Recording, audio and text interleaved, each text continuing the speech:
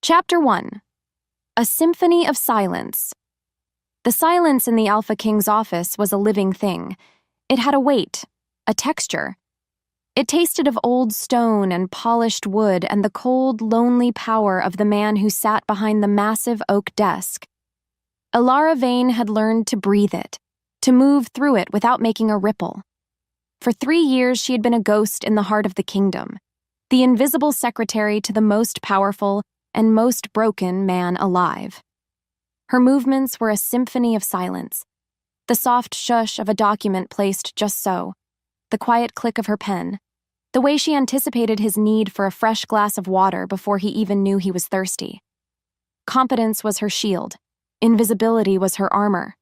Because to be seen by King Kaelin Darius Blackthorn was to be judged, and to be judged by him was to be found wanting. This morning, a trade document from the Southern Pax had arrived with a critical error in the shipping dates. A lesser secretary would have panicked, interrupted him. But Alara simply fixed it. She cross-referenced the lunar calendar with the Pax harvest cycles, made the correction with a pen stroke as fine as a spider's thread, and prepared the corrected copy. All without a word. Her real life was a secret, tucked away in a small metal box under a loose floorboard in her tiny room. After her duties, she pulled it out.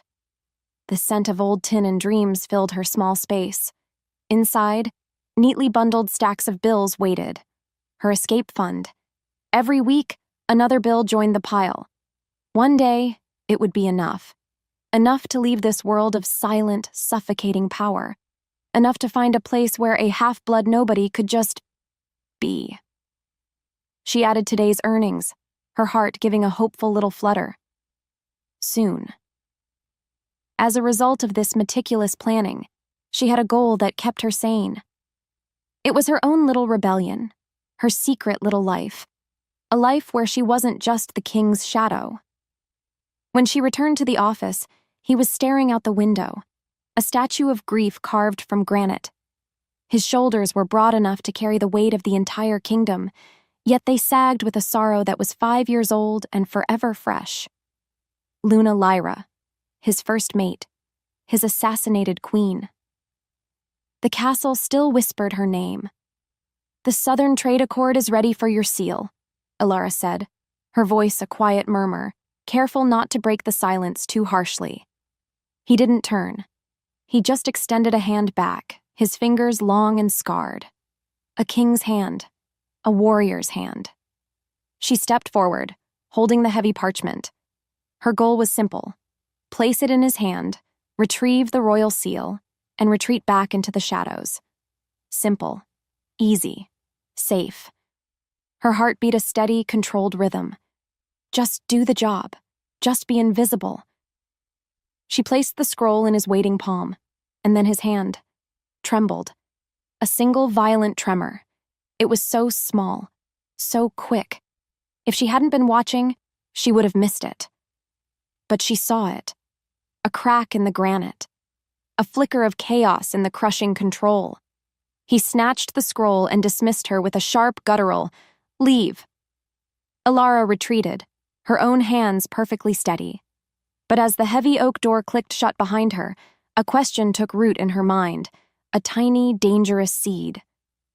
What could possibly make the unbreakable Alpha King shake?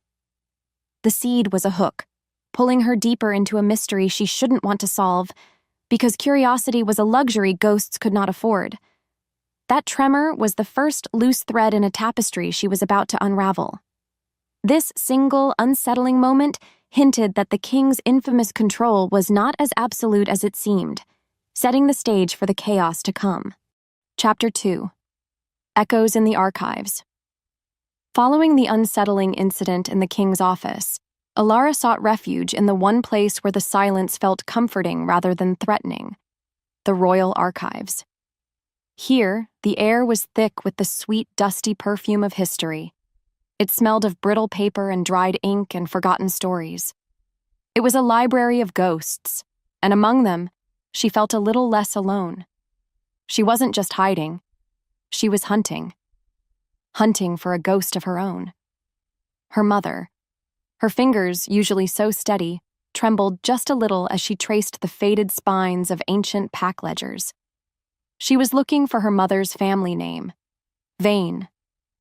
An omega line so weak, so insignificant, it was barely a footnote in the grand, violent history of the werewolf packs. Her goal was to find something, anything, a reason, a connection, a scrap of identity to cling to in a world that told her she had none. Most records were a dead end. Births, deaths, mating ceremonies, all for a family that seemed to dwindle with each passing generation. It was a story of fading away, of becoming invisible just like she had. A familiar, aching sadness settled in her chest. Was this her destiny too? To just fade? Because she felt this deep-seated need for belonging, she pushed past the disappointment. She dug deeper. She pulled out older, more forbidden texts, the ones that spoke of the Great Purge, a dark time centuries ago when certain bloodlines were deemed a threat and erased from history. And there it was. A single, chilling entry. The ink faded almost to nothing.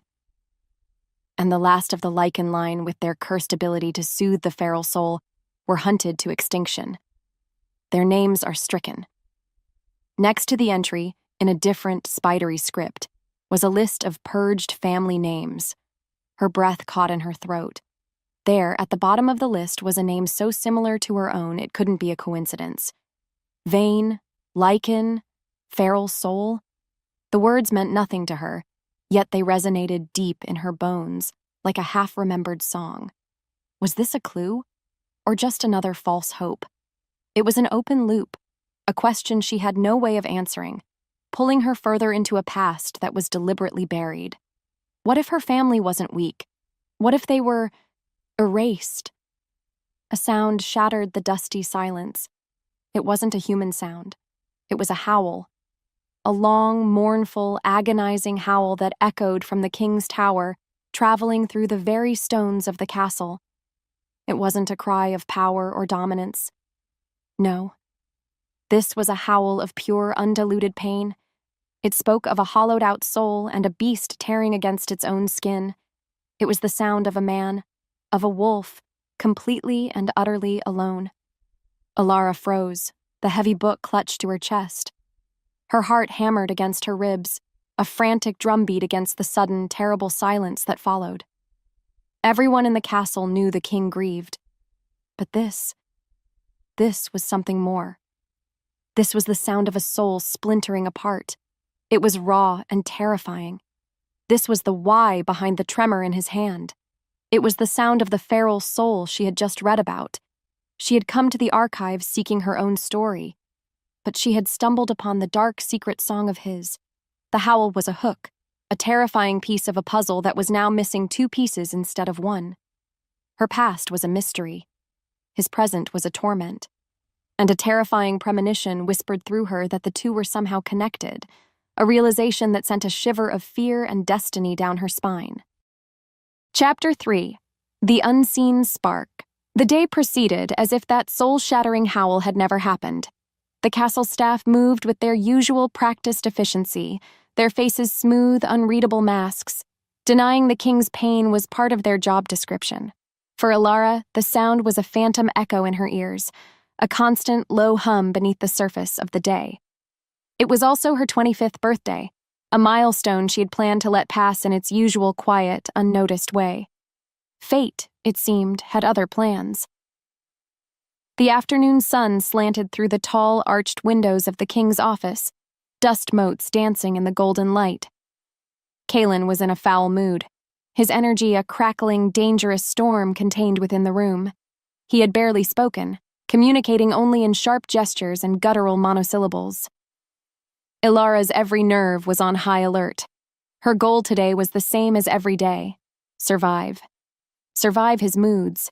Survive the suffocating tension. Survive until she could retreat to her room and her escape fund. The revised treaty for the Silver Moon Pack, he grunted, not looking up from his work. Bring it. She retrieved it from her desk, the heavy parchment cool and smooth beneath her fingertips. Her heart did its usual little nervous tap dance as she approached him. He was a predator, even sitting down. The sheer force of his presence was a physical weight, pressing down on her. She focused on the task. Simple, easy, safe. Don't be seen. Don't be noticed. Don't exist. She held the scroll out to him. He reached for it, his eyes still on the document he was reading, and his fingers, instead of taking the scroll, brushed against the back of her hand. It wasn't a touch. It was a lightning strike. A jolt, white-hot and electric, shot up her arm straight to her core. The air crackled. The scent of ozone and a deep wild forest after a winter storm flooded her senses. For a split second, the world tilted, and all she could see, all she could feel, was him. It was a connection so sudden, so profound, it stole the breath from her lungs. He flinched back as if he'd been burned. His head snapped up, and for the first time, the very first time in 3 years, Alpha King Kalen Darius Blackthorn truly looked at her. His eyes, normally a cold, guarded gold, blazed with a feral, shocked inferno. They weren't the eyes of a king, they were the eyes of a wolf that had just scented something it had been starving for its entire life. Panic seized her. This was not safe. This was the opposite of invisible. This was being seen down to her very soul. "What?" he started, his voice a raw, strangled growl. He stared at her, his gaze intense, confused, hungry. Ilara's training, her very instinct for survival, screamed at her. She snatched her hand back, her face a pale mask of shock. "My apologies, Your Majesty," she whispered, the words tasting like ash. A static shock. A lie, a pathetic, flimsy lie against the roaring truth that had just passed between them. He kept staring, his nostrils flaring slightly. The king was processing. The wolf was recognizing. The war between them was a terrifying storm in his golden eyes. Finally, the king won. His face shuddered, becoming cold, hard granite once more. But the fire was still there, banked, but not extinguished. "Control yourself, Miss Vane," he snarled, the words a whip crack in the silent room. He grabbed the treaty, his knuckles white. "Get out!" She fled. She didn't walk. She fled. As the door clicked shut, she leaned against it, her body trembling, her hand tingling with the phantom heat of his touch. The quiet, gray world she had built for herself had just been shattered into a million pieces. The spark had been lit, and from the inferno in his eyes, she knew, with a certainty that terrified her to her very bones, that it was the start of a fire that would consume them both. Chapter 4. The Scent of a Soul. The council chamber felt colder than usual. Sunlight, thick with dust, streamed through the high stained glass windows, painting the stone floor in colors of blood and gold. But the light offered no warmth. Here, in the heart of power, warmth was a weakness. Ilara stood by the wall, a living shadow in a simple gray dress, her notepad held like a shield. Her purpose was to be unseen, unheard, unthought of. She recorded the minutes of the meeting, her pen scratching softly, the only sound she dared to make. Lord Valerius was droning on about trade tariffs, his voice a self-important buzz. King Kalen sat on his throne of carved obsidian, a figure of bored, lethal stillness. He hadn't moved in an hour. He hadn't spoken. But his power was a physical presence in the room. It was a pressure against the skin, a low hum in the bones that demanded submission. Ilara was used to it. She lived in it. But then something shifted. A strange warmth bloomed in her chest, a soft, unfamiliar pulse. The air grew thick, heavy with a scent she'd never smelled before, wild lavender, old paper, and something ancient. Like the smell of the earth after a lightning strike. Her own scent. Why was it so strong today? Her heart began to flutter, a panicked bird in a cage. Something was wrong. She looked up and met the king's eyes. Pain, grief, emptiness. For 5 years, this was the air Kalen breathed. It was the taste of his food, the fabric of his sleep. His wolf, the great black beast that was the core of his power, was a hollow, aching thing in his soul, pacing the cage of his ribs in restless silence. The council meeting was a dull roar in his ears, meaningless noise. He was a king of ghosts, haunted by the memory of Lyra, his first mate, his murdered mate. Love was a poison. He would never drink it again, because to love was to create a weakness, and his enemies had proven they knew exactly where to strike. Then, it happened. A scent. It didn't just enter the room. It tore through the gray fog of his grief like a bolt of lightning. It was not a perfume. It was elemental. It was the scent of old, forgotten archives and night-blooming moonflowers. It was the scent of a quiet strength and a hidden fire. It was the smell of mine. The word was not his own. It was a roar, a primal, possessive, soul-shaking roar from the beast inside him. His wolf, dormant for 5 years, snapped awake. It lunged against the bars of his control, howling with a desperate, shocking joy. Mate. His head snapped up, his senses zeroing in on the source. His golden eyes scanned the room, past the bowing lords, past the guards, and landed on her. The gray mouse, the quiet, efficient ghost who managed his life. His secretary, Ilara Vane. The scent was pouring from her, a beacon in the darkness, a song only his soul could hear. How had he never noticed it before? How could he have been so blind? The world dissolved into a red haze, control, gone, grief, obliterated. There was only the scent, the woman, the need. It was a physical, clawing thing, demanding he go to her, claim her, mark her as his, right here, right now. He was moving. He rose from his throne, not with the slow dignity of a king, but with the explosive speed of a predator. The council fell silent, their eyes wide with shock. He crossed the vast chamber in 3 long, silent strides. He didn't see the lords. He didn't see the guards. He only saw her. Terror, cold and absolute, stole her breath. This was it. This was the end of her invisible world. He reached her, his shadow swallowing her whole. His hand shot out, his fingers wrapping around her arm like bands of steel. His touch was a brand, searing her skin. He didn't say a word. He just turned and dragged her from the room, the heavy doors slamming shut behind them, leaving the lords of the kingdom in stunned silence. He slammed her back against the cold stone wall of the corridor. His body pinned her, a wall of heat and muscle. She could feel the wild, frantic thunder of his heart against her own.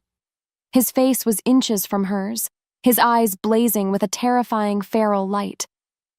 He lowered his head, his nose skimming the sensitive skin of her neck, and he breathed her in. A low, rumbling growl vibrated through his chest, a sound so primal it made her very bones ache. Then he pulled back, his golden eyes locking onto hers, filled with a storm of fury, disbelief, and a raw, possessive hunger that terrified her. "Why?" he snarled, his voice a guttural rasp, a sound ripped from the throat of a beast. "Why do you smell like mine?" The question hung in the air, an accusation and a claim all in one, a hook that snagged her soul and promised to never let go. Chapter 5. The King's Cage Rage. War. His office was a cage, and he was the beast rattling its bars. He swept a silver decanter from his desk. It smashed against the stone wall, the sound a pale echo of the violence storming inside him. Mine. Mate. Mine. The words from his wolf were a relentless drumbeat against his skull. For 5 years, the beast had been a whisper of grief. Now it was a roaring inferno demanding he go to her, claim her, finish what had started in that hallway. He couldn't. He wouldn't. He slammed his fist into the wall, the stone cracking under the blow. Pain was a welcome distraction, because the scent of her, that impossible scent of lavender and old magic, clung to him, driving him mad. It was the scent of life, of hope, and hope was the most dangerous poison of all. He remembered another scent. Lilies. Lyra had always smelled of lilies. He remembered finding her in their garden, the scent of her blood overpowering the scent of her flowers. His weakness had killed her. Loving her had put the target on her back. And this new bond? It was a death sentence. To accept this girl, this quiet, fragile nobody, was to paint that same target on her. The thought was a shard of ice in his gut. His wolf didn't understand. It only knew want, need, protect, claim. But the man knew better. To protect her, he had to reject her. To save her, he had to crush this bond before it could fully form. It was a cold, brutal logic born from the deepest trauma. He would be her king, her boss, but never her mate. He would rather live in this hell of emptiness forever than watch another mate die because of him. The decision felt like tearing his own soul in two, but it was the only way. Could a king so powerful be so trapped by his own past? Her room felt like a prison cell. A very comfortable prison cell, but a prison nonetheless. Guards stood outside her door. They weren't there for her protection. She knew that. They were there to keep her in. After the confrontation in the hall, she had been escorted here with cold, formal efficiency. She was no longer a secretary. She was a problem. A complication. The king scented. Her arm still throbbed where he had grabbed her, a phantom heat that wouldn't fade. Her mind replayed the look in his eyes, that raw, wild hunger. It should have terrified her, and it did. But underneath the terror, a strange, treacherous warmth stirred. A low hum deep inside her, a silver thread of awareness that stretched from her chest through the castle walls straight to the king's tower. She could feel his rage, his pain, as a distant storm on the edge of her own senses. What was this? This was the open loop, the mystery of the bond, a connection she couldn't explain but could no longer deny. A soft knock came at the door. She expected a servant with food. Instead, Beta Marcus entered, his face a mask of gentle concern. Marcus, the king's right hand, was always polite, always proper. He had been fiercely loyal to Luna Lyra. "Ilara," he said, his voice smooth as honey. "The king is unwell. I wanted to see how you were faring." "I am fine, Beta," she replied, her voice steady, professional. It was the only defense she had. He stepped closer, his eyes scanning her face. "This must be very confusing for you. A bond. It is a sacred, powerful thing. But circumstances, they can be complicated." He paused, letting the words hang in the air. "The king has not been himself since we lost Luna Lyra. He is protective of her memory. He would not want to see it. Dishonored. The threat was there, wrapped in silk. You are not worthy to replace her." A familiar coldness settled in her stomach. It was the same message she'd heard her whole life. "You are nothing." She simply nodded. "I understand." "Good." Marcus smiled, but it didn't reach his cold, assessing eyes. "Just remember your place, my dear, for your own sake." His visit was a hook, a subtle thread of political maneuvering that she now found herself tangled in. As the door clicked shut, Ilara was left with the cold echo of his words and the turbulent storm of the king's emotions raging somewhere down the hall. She was caught between a king who couldn't control his own soul and a court that had already judged her. Her escape fund suddenly felt 1,000,000 miles away. Chapter 6. The Unspoken Law. The war inside him had reached a ceasefire. A cold, hard, brittle one. His wolf was sullen, pacing in the back of his mind, snarling its displeasure. But the man, the king, was back in control. Control was everything. It was the wall he had built around his heart, stone by painful stone after Lyra's death. This feeling for his secretary was a crack in that wall, and he had to seal it. Now. He sent for her. Waiting for her to arrive was its own special kind of torture. Her scent, a phantom on the air, was already making his wolf stir. "Mate is close. Go to her." Protect. He clenched his fists, his claws pricking the skin of his palms. No, he had to do this. He had to sever this before it grew roots, because roots meant connection, and connection meant a vulnerability he could not afford. Not again. She entered, and the air in the room changed. It thickened. It warmed. The scent of her, that damn scent of lavender and ancient magic, filled his lungs, and it was like breathing after drowning. His wolf surged, a wave of possessive joy that he had to brutally shove back down. He kept his face a mask of cold indifference. He had to be cruel. Cruelty was a kindness he could offer her, a shield against the fate that awaited anyone who got too close to him. To accept her is to sentence her to death. To claim her is to bury her. To love her is to lose her. Walking into his office felt like walking into a predator's den. After the chaos in the hallway, the room was now unnaturally still. He stood by the window, his back to her, a monolith of contained power. The silver thread of connection between them hummed with a tense, painful energy. Her goal was to get through this, to survive whatever judgment he was about to deliver, and to retreat back into the shadows he had so violently ripped her from. "You summoned me, Your Majesty," she said, her voice a perfect, professional calm. She would not let him see her fear. She would not let him see how his rejection in the hallway had felt like a physical blow. He turned slowly. His eyes were no longer blazing with feral fire. They were chips of cold, dead gold. It was somehow worse. "Miss Vane," he began, his voice flat, devoid of any emotion. "What happened in the council chamber today was a momentary lapse, an anomaly." She simply nodded, her hands clasped in front of her, waiting. "In our world," he continued, taking a slow step toward her, "there are instincts, primal urges. They are a relic of a wilder time, and they must be controlled, governed, by law and by will." Another step. He was closer now. Close enough that she could feel the heat radiating from him, close enough that her own pulse began to race in a frantic, unwilling rhythm. "The laws of this kingdom are clear," he said, his voice dropping, becoming a low, dangerous rumble.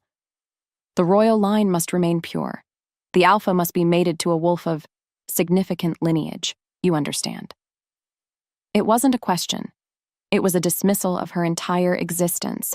He was branding her half-blood nobody all over again, but this time it was a king doing the branding. The old shame, the familiar feeling of being worthless, coiled in her stomach. But 3 years of serving this man had forged a spine of steel within her. She would not crumble. "I am aware of the laws, Your Majesty," she said, her voice quiet but firm. Her composure was a physical blow. He wanted her to cry, to scream, to make this easy for him. But she just stood there, a statue of quiet dignity, and it made the lies taste like acid in his throat. His wolf clawed at him. "Liar. She is ours. She is everything." He ignored it. He had to finish this. "Therefore," he said, the word like a death sentence, "whatever this anomaly was, it is a mistake. It does not exist. You are my secretary, nothing more. Your duties will continue as they always have. Is that understood?" He was so close now he could see the faint, frantic pulse at the base of her throat. His fangs ached.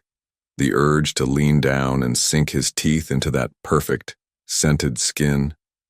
To mark her, claim her, and silence all the lies was a physical agony.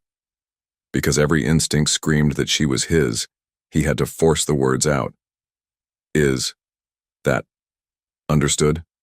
She met his gaze, and for a second he saw the deep, shattering hurt in her eyes before she masked it. "Perfectly, Your Majesty," she whispered. "I am your secretary." Relief warred with a soul-crushing despair. He had done it. He had protected her. He had saved her from himself. So why did it feel like he had just ripped out his own heart? He turned away, unable to look at her any longer. "You are dismissed." She turned, her back straight, her footsteps silent as she walked towards the door. It was over. The bond was denied. The world was safe again. Gray, Empty. Safe. Then, through the window, he saw him. The captain of the guard, a young, arrogant alpha, standing in the corridor. As Alara opened the door, the captain's eyes lit up and he gave her a charming, wolfish smile. Something inside Kaelin snapped. The control he had fought so hard for shattered into a million pieces. The beast surged forward and the king was gone. "Miss Vane," he snarled, the sound a low, possessive growl that ripped from his throat. She froze at the door, her hand on the handle. He didn't look at her, but his eyes were locked on the captain's smiling face through the window. Stay away from the captain of the guard. The order was absolute. It was not the voice of a king to his secretary. It was the sound of an alpha, claiming what was his. The war was not over. It had just begun. Chapter 7. A Kingdom of Whispers Frozen. That was the only word for it. Her hand was on the cold brass handle of the door, the king's growl still vibrating in the air behind her, a primal, possessive sound that made a mockery of his cold denial. In the corridor, the captain of the guard, a handsome, arrogant alpha named Lucian, stared, his charming smile wiped clean from his face, replaced by wide-eyed shock and a healthy dose of fear. He looked from Alara to the closed door and back again, then gave a short, stiff bow and practically fled down the hall. The king's words had been a slap, a brutal dismissal of her worth. But that growl, that was something else entirely. It was a claim, a warning, an earthquake that shook the foundations of the reality he had just tried to build. She fled, too. Not from the captain, but from the dizzying, terrifying contradiction of the king himself. Following that chaotic confrontation, the castle transformed. Before, she had been invisible. Now she was a spectacle. The whispers were no longer behind her back. They were a constant, rushing river of sound she had to wade through every day. She felt hundreds of eyes on her. The lords of the council watched her with a mixture of pity and contempt. The female staff looked at her with envy and suspicion. Some of the younger, unmated alphas watched her with a new, predatory light in their eyes, as if she were a prize to be stolen from a dragon who refused to guard his hoard. Her professional mask was the only thing that got her through it. Smile politely, nod. Keep moving. Don't let them see you bleed. Her goal was simply to breathe. He was losing his mind. After his pathetic, instinct-driven snarl, he'd retreated into a fortress of fury. Fury at himself for his weakness, fury at his wolf for its smug satisfaction, and a white-hot, possessive fury at the thought of any other man even looking at her. The forced proximity of their work, once a tolerable arrangement, was now a refined form of torture. He noticed things now, things he had forced himself to ignore for 3 years. He noticed the precise, elegant curve of her handwriting. He noticed the way she tucked a stray strand of dark hair behind her ear when she was concentrating. He noticed the quiet, calming scent of lavender and old books that now seemed to cling to every surface in his office, a constant, maddening reminder of her. She was a flame in his gray, empty world, and he was a moth terrified of being burned alive. Because he knew what happened to beautiful things in his life. They were broken. They were taken. He was watching her from the upper gallery as she crossed the great hall. She walked with her head held high, a small, defiant ship in a sea of hostile whispers. And then he saw him. Ronan, the rival alpha. His childhood friend turned bitter enemy. Ronan, with his slick charm and his snake smile, cornered her near the hearth. "Miss Vane," a smooth voice purred beside her. She turned to find Alpha Ronan, his eyes a startling, intelligent green. He was handsome, charming, and radiated an easy confidence that was the complete opposite of Kaelin's oppressive power. "Alpha Ronan," she replied, her voice even. "A difficult position you find yourself in," he said, his voice dropping into a conspiratorial murmur. He gestured vaguely towards the watching courtiers. "To be the object of a king's attention, and his denial. It can be dangerous." "I am the king's secretary," she said, the words tasting like a well-rehearsed lie. Ronan laughed, a low, pleasant sound. "Of course, but some of us see more than a secretary. We see a woman of grace and strength weathering a storm she did not ask for." He leaned in closer, his scent of pine and ambition reaching her. "Just know that not everyone in this kingdom believes you should be hidden away. A king who hides his treasures is a fool who deserves to have them stolen." The words were a direct challenge, an offer, a threat. Before she could respond, she felt it. A wave of pure, murderous rage rolling down from the gallery above. It was so potent, so overwhelming, it made the air feel thin. She looked up and saw him, Kalen, staring down at them, his hands clenched on the stone balustrade, his knuckles white. His face was a mask of cold fury, but his eyes were pure gold, pure wolf. Ronan saw him too. He gave her a slow, deliberate smile before turning and walking away, leaving Alara alone in the crosshairs of a silent, terrifying war she was just beginning to understand. Chapter 8. The Feral Soul. The storm broke that night. Rain lashed against the tall Gothic windows of the king's office, the wind howling a mournful song that seemed to echo the turmoil in Alara's own heart. In light of Ronan's public challenge, the tension between her and Kalen had become an unbearable living thing. They were the only two left in the royal wing, working late to finish a new set of trade decrees. Every tick of the grand clock on the mantel felt like a hammer blow. Every rustle of parchment was a gunshot in the crushing silence. She could feel him struggling. He hadn't looked at her directly since the incident with Ronan, but his awareness of her was a palpable force. He paced the room like a caged panther, his power crackling in the air, making the candles on his desk flicker and dance. He was a storm in human form, and she was trapped in the eye of it. Her goal was to finish the work and escape before the storm broke. The denial was taking its toll on him. She could see it. There were new, fine lines of strain around his eyes. A muscle in his jaw jumped and twitched. The bond, that silver thread between them, was humming with his pain, his agitation. It was a strange, unwelcome intimacy, feeling the edges of his fraying control. Was this what the book meant by a feral soul? A powerful wolf without its anchor? A drenched and mud-spattered courier was suddenly shown in by the guard, his face grim. He bowed low. "Your Majesty, urgent news from the northern border." Kalen stopped pacing. "Speak." "The Bloodfang pack has raided the border settlements," the courier said, his voice trembling slightly. "Dozens are dead. They've taken the winter stores from 3 villages." The words hung in the air, heavy and bloody. Alara's pen froze over the parchment. This was a direct act of war, a challenge to the king's authority. The news was the final straw, a sound ripped from Kalen's throat. A low, guttural snarl of pure, unrestrained fury.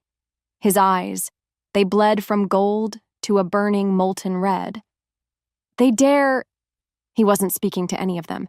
He was speaking to the insult, to the attack on his people, his land. He turned, his movement a blur, and swept a stack of heavy, leather-bound books from his desk. They crashed to the floor with a sound like thunder. His claws, long and black and wickedly sharp, sliced through the air, shredding the very fabric of the silence. The courier and the guard shrank back, their faces pale with terror. This wasn't just anger. This was the king losing control. This was the feral soul breaking free. Red. All he saw was red. The report of the attack was a torch to a barrel of gunpowder. His people, dead. His territory, violated. The beast inside him roared, clawing for release, demanding blood and vengeance. The carefully constructed walls of his control crumbled to dust. The grief, the rage, the agony of the denied bond, it all coalesced into a single blinding point of feral fury. He wanted to tear something apart. He wanted to feel bones snap beneath his claws. He was losing it. He could feel the change beginning, the burn in his muscles, the shift in his bones. He was going to transform. Right here. And he was going to kill someone. Her old self would have run. She would have screamed. She would have made herself small and invisible and prayed the storm would pass her by. But the woman who had faced down alphas and endured the whispers of a kingdom did not run. Because she was beginning to understand that running wouldn't solve anything. As he raised a hand to bring it crashing down on his desk, his claws fully extended, she moved. She didn't think. She just acted. "Kaylin," she said. Her voice wasn't loud. It wasn't a command. It was soft but steady, a single solid note in the roaring chaos. He froze. His head snapped toward her, his eyes still burning red, his teeth bared in a snarl. The beast was looking at her, but it was listening. "Kaylin," she said again, taking a small, hesitant step forward. "Breathe." He stared at her, his chest heaving. The red in his eyes flickered, warring with the gold. He looked from her to his own hand, at the deadly claws extended from his fingertips as if seeing them for the first time. A look of profound shock and self-loathing passed over his face. The beast retreated, snarling, back into its cage. The red faded completely, leaving only his golden eyes, wide with a raw new emotion. It was a terrifying mixture of shame, resentment, and a desperate, undeniable need. He had lost control, and she, a half-blood nobody, had been the only thing to pull him back from the brink. They had just learned a new, dangerous rule of their connection. She was his anchor. He stared at her for a long, silent moment, the air thick with the aftermath of his storm. Then he turned to the terrified courier. "Triple the border patrols. I want the Bloodfang Alpha's head on a spike before the next full moon." His voice was iron again. The king was back. He turned back to Alara, his face an unreadable mask. "You are dismissed." She left without a word, but the dynamic between them had changed forever. It was no longer just a denied bond. It was a connection that held the king's very sanity in its hands. Chapter 9. The Ghost on the Throne. The library was her sanctuary, but now even here she felt exposed. After the terrifying display in his office, Alara was more driven than ever. What he had become, that feral, uncontrolled rage. It was the same energy she'd read about in the forbidden texts, the feral soul. And her voice, her presence, had been the key to locking it back in its cage. As a result, the question of her heritage was no longer just about her own identity. It was about the stability of the king himself. Her goal was no longer just to find her past, but to understand her present power.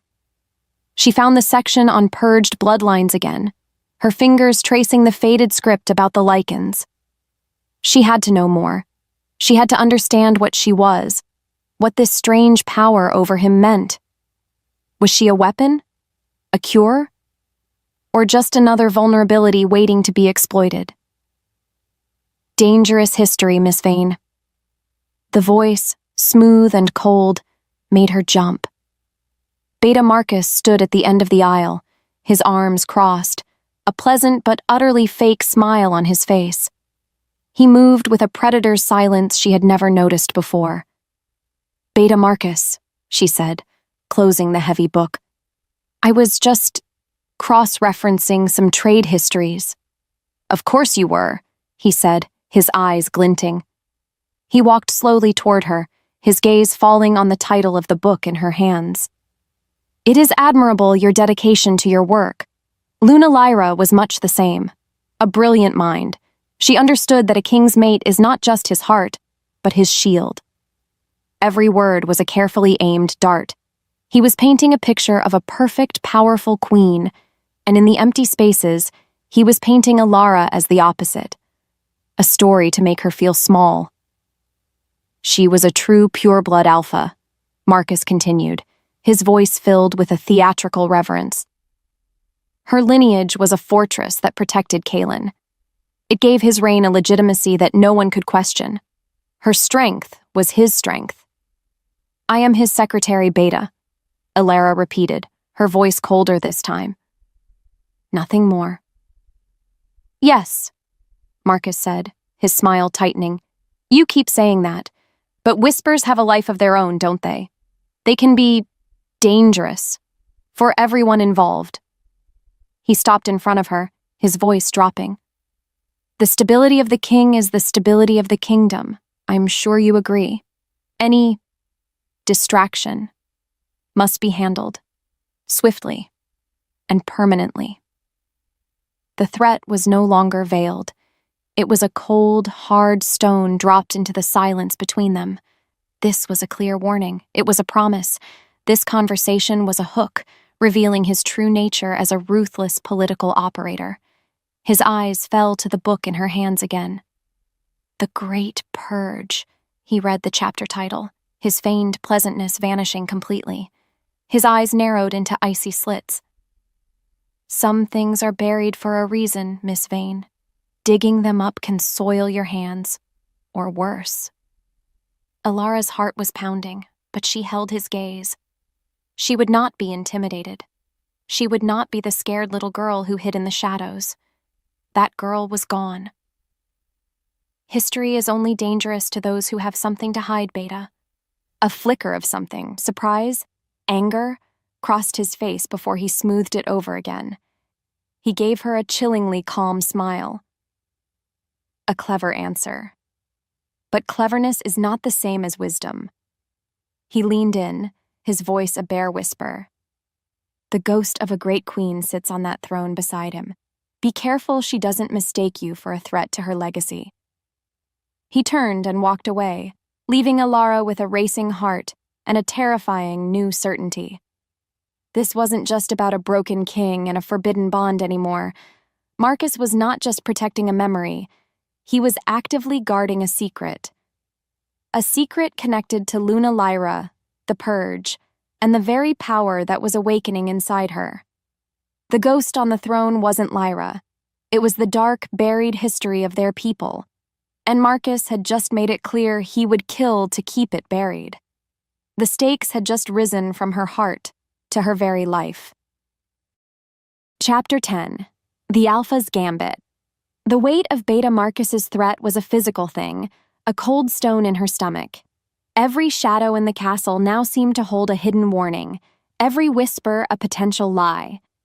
He wasn't just a loyal Beta.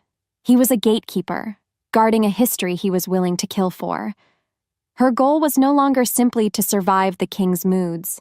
Now, she had to survive his court. She sought solace in the castle gardens, the scent of damp earth and late-blooming roses a small comfort in the suffocating political air. He offers you a cage, Miss Vane. A very cold, very lonely cage. The voice was smooth, confident. Alpha Ronan emerged from behind a weeping willow, his green eyes missing nothing.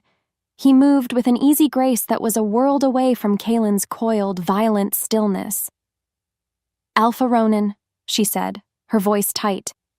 I am not in a cage. Aren't you? He asked, stepping closer. He gestured back toward the stone behemoth of the castle. You are tied to a king who rejects you, watched by a court that despises you, and haunted by the ghost of a dead queen. He offered her a soft, sympathetic smile. It was a practiced political thing, but it was also tempting. He is broken, Alara. We all know it. He is obsessed with a memory, and he is letting his kingdom and you suffer for it. Since their last encounter, his approach had changed. It was more direct, more intimate. He was no longer just testing the waters. What do you want? She asked, her voice barely a whisper. I want to offer you an alternative, he said, his voice dropping. A throne, not a cage. A position of honor in my pack by my side. I would not deny you. I would not hide you. I would celebrate you. It was a story of a different life, a life of respect and power, and for a moment, she let herself imagine it. What would that be like? To be wanted, not just as a mate, but as an ally. A shadow fell over them. He had seen Ronan follow her into the gardens. The sight sent a hot, black rage coursing through his veins. He'd followed, staying hidden in the shadows of the colonnade, listening. Every word from Ronan's mouth was a perfectly aimed arrow, designed to prey on her insecurity and his failure. He is broken. He offers you a cage. The words were true, and that made them burn all the hotter. His wolf snarled, a low, rumbling growl in his chest. Ours. Go to ours. Drive the snake away. When Ronan spoke of offering her a throne, something inside Kaelin broke. The control, the denial, the carefully constructed walls, they all came crashing down. He didn't walk out of the shadows. He stalked. He appeared before them, his presence a sudden, suffocating drop in temperature. He ignored Ronan completely. His eyes, molten gold and blazing with possessive fury, were locked on Alara. "We are leaving," he said, his voice a low, dangerous command. Ronan stepped slightly in front of Alara, a subtle act of protection that was also a blatant challenge. "She is in the middle of a conversation, Kaelin." "This conversation is over," Kaelin growled, the sound vibrating in the air. "Is it?" Ronan asked, his voice deceptively light. "Or are you simply afraid of what she might choose if given a real choice?" That was it. The final push. Because the thought of her choosing another was an agony he couldn't bear, he moved. He grabbed Alara's arm, not gently, and pulled her from behind Ronan, positioning her at his side. He turned his furious gaze on his rival. "She is mine to deal with," he snarled. The words were brutal, possessive, the words of an owner, not a mate. He didn't wait for a reply. He turned and dragged Alara with him, away from the gardens, away from Ronan's cold, calculating smile. The emotional whiplash was staggering. He had just claimed her in a way, but it was a claim born of rage and jealousy, not love or affection. He was treating her like a disputed territory, not a person, and he knew, with a sickening certainty, that he was only driving her further away even as he held her tighter. Chapter 11. The Eye of the Storm. The storm that had been brewing inside the castle for days finally broke. A furious, violent tempest descended, rattling the window panes and sending sheets of rain against the cold stone. It was a perfect mirror for the fury raging inside Kaelin's office, where he had dragged Alara after the confrontation with Ronan. "What were you thinking?" he roared, finally letting go of her arm. He began to pace, a caged lion lashing its tail. "Letting him speak to you like that? Letting him fill your head with his poison?" Following his public display of possession, his anger was a raw, open wound. Alara stood her ground, rubbing her arm where the imprint of his fingers was already beginning to purple. Something inside her, worn down by the whispers, the threats, and his constant emotional whiplash, finally snapped. Her fear was burned away by a clean, sharp anger. "What was I thinking?" she shot back, her voice shaking but clear. "What about you? You reject me. You name me a mistake in front of the entire court. You tell me I am nothing but your secretary, and then you dare to growl at another man for looking at me?" He stopped pacing. He stared at her, shocked into silence by her defiance. No one spoke to him like that. "What right do you have?" she pressed on, tears of pure frustration stinging her eyes. "You don't want me, Kaelin, but you don't want anyone else to have me either.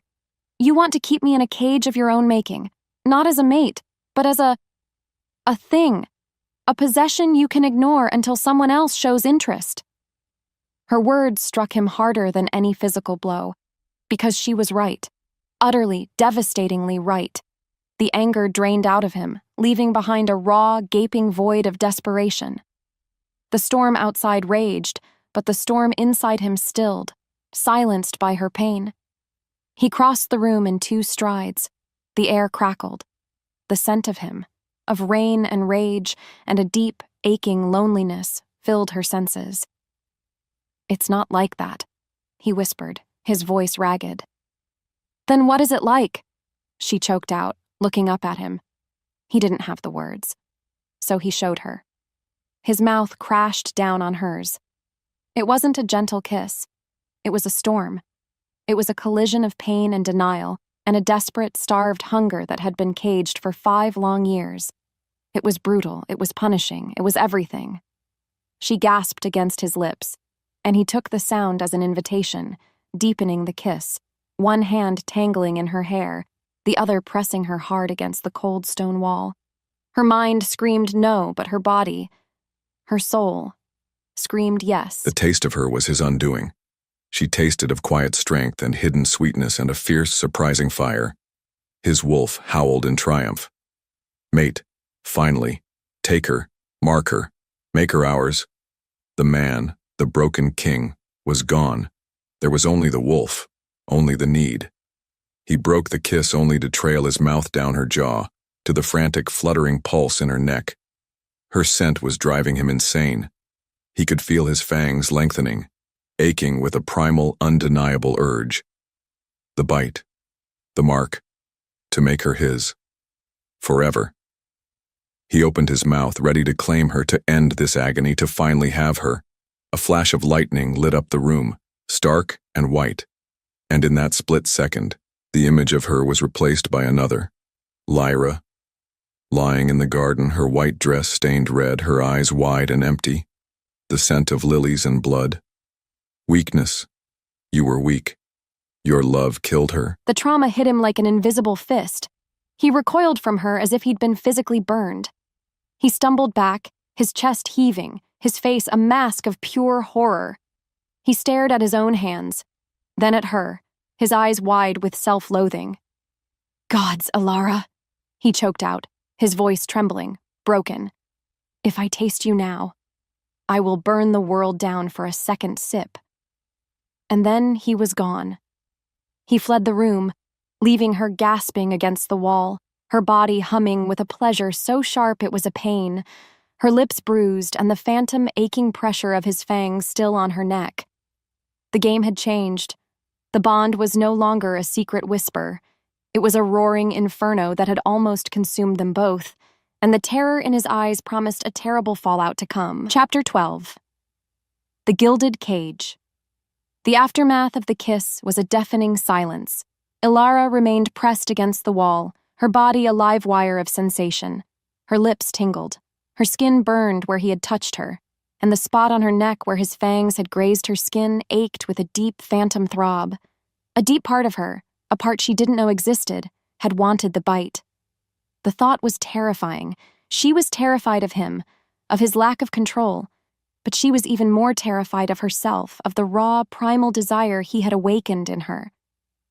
She stumbled back to her rooms, the storm outside a pale imitation of the one in her soul. She was lost. Was she a prisoner of his denial, or a prisoner of her own awakening desire? What was she supposed to do now? Confronted by this new reality, she felt a sense of impending doom. Something had broken in him tonight, and she knew he would not let such a profound loss of control go unanswered. Panic, cold, slick, and absolute. It was a feeling he hadn't felt since the night he found Lyra. He had almost done it. He had almost marked Ilara. He had almost signed her death warrant with his own teeth. He paced his chambers, the ghost of her taste still on his lips, her scent still clinging to his skin. His wolf was a wounded, snarling thing, enraged by his denial. You hurt her. You left her. Coward. The wolf was right, but the man knew a deeper truth. Proximity was the problem. He could not be near her. He could not breathe her air, see her face, and be expected to resist the pull of his own soul. He couldn't trust himself. Therefore, he had to protect her from the greatest threat in the kingdom. Him. The decision was made in the cold, logical part of his brain that had been forged by grief and trauma. It was brutal. It was necessary. It was the only way. He summoned the captain of his personal guard. Ready a carriage. Miss Vane is to be relocated, immediately. Your Majesty? The captain asked, confused. To the northern villa, Kalen said, his voice flat and dead. She is to be kept comfortable, and she is to be guarded. No one gets in or out without my express command. It is for her safety. He told himself the lie, repeating it over and over. I'm protecting her from Ronan.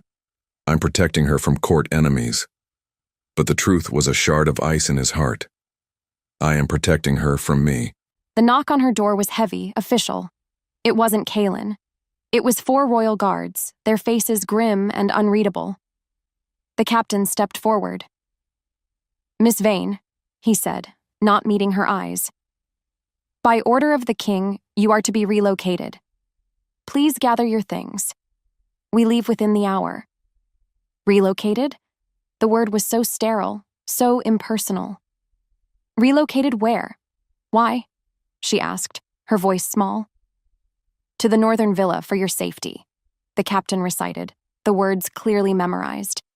His Majesty has not offered further details. The blood drained from her face. The northern villa. It was a beautiful, remote estate. A fortress in the middle of nowhere. It was a place you sent political prisoners you didn't want to execute. A gilded cage. After that kiss, after that raw, soul-bearing moment of connection, this was his answer. Not words. Not an explanation. Just a cold, clinical command delivered by his soldiers. He was casting her out. He was hiding her. He was burying his dirty little secret in the countryside. The humiliation was a physical blow, so much worse than his first denial. Because this was not just a rejection of the bond. It was a rejection of her, the person.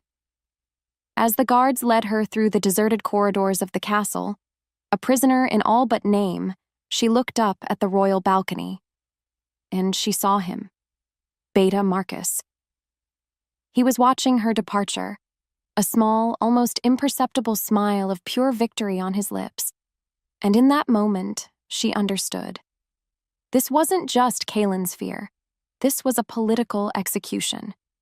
She had been outmaneuvered. The chapter ended with the heavy castle gates closing behind her carriage, shutting her out from the only place she could find answers, her heart a solid block of ice and a single burning thought in her mind. This was not just a rejection. This was war. Chapter 13, I Will Not Be Your Shame. The northern villa was a masterpiece of deception. Sunlight streamed through pristine glass windows, illuminating rooms filled with plush silks and polished mahogany. The scent of jasmine and honeysuckle drifted in from the perfectly manicured gardens. It was beautiful. It was luxurious. It was a cage. Every comfort felt like an insult. Every beautiful view a reminder of the bars she could not see. The silence here was different from the castle's. It was a smothering, empty thing designed to break her spirit. Following his panicked decision, Kaelin had thrown her away.